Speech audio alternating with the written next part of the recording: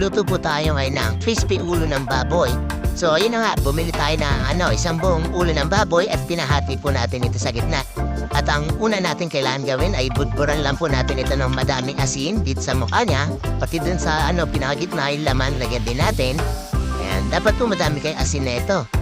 Kasi after natin ito i-massage for 10 minutes, lalagyan pa natin yan sa ibabaw. Tapos sayaan lang natin. And then after nun, pwede na po natin yan banlawan mabuti para matanggal po yung excess na asin niya. Yun. So lalagyan na po natin ito ng tubig at lalagyan natin yung iba pa niyang regado. Yung tanglad or lemongrass, tapos onion leeks po. Mga tag-iisang tali lang yan. At lalagyan din natin ito ng bay leaves o dahon ng laurel, 3 to 5 pieces. Pagkatapos, lalagyan din natin ng madaming pamintang buo po. Ayan, mga 2 tablespoon. At asin ulit.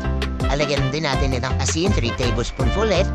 At lalagyan na natin siya ng tubig hanggang halos matakpan yung ulo ng baboy. At isasalang na natin ito sa malakas na apoy.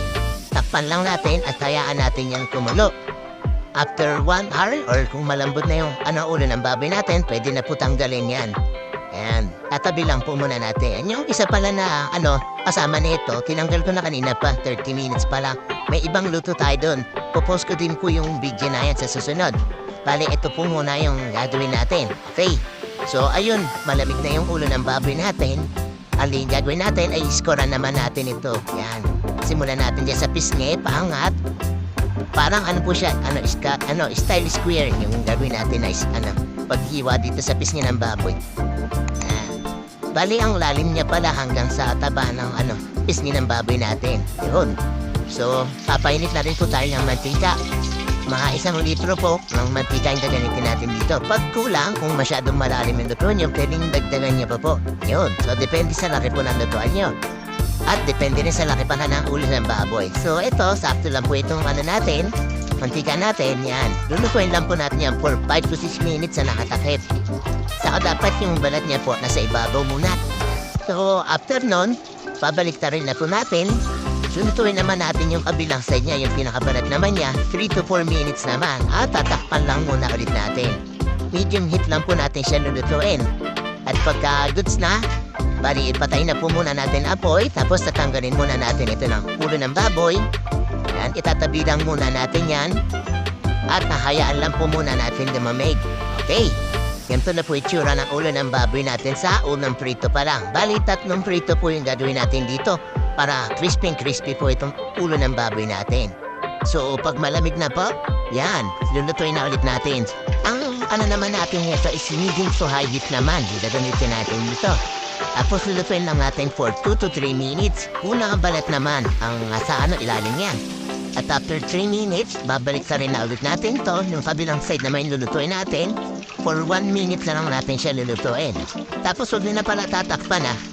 So pagka goods na po ulit, patayin lang ulit natin apoy. At hanguin lang ulit natin itong ng baboy.